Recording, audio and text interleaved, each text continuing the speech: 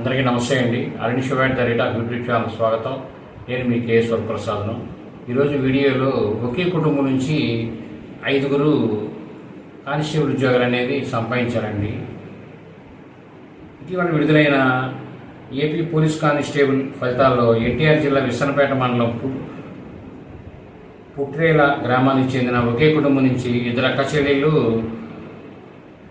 అంగిడి శ్రావణి, సరస్వతి కానిస్టేబుల్ అంటే సివిల్లో ఉద్యోగానికి ఎంపికయ్యారు.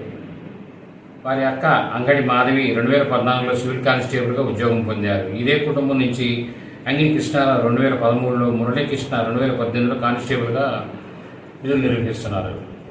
ఆ కుటుంబం అంతా అనకూడదండి మనం పోలీస్ కుటుంబంలాగా. ఎందుకంటే ఒక కుటుంబంలో 5 డిపార్ట్మెంట్లో పనిచేయడం అనేది చాలా గ్రేట్. అది ఒకరికొకరు పోటీ పడినట్టున్నారు.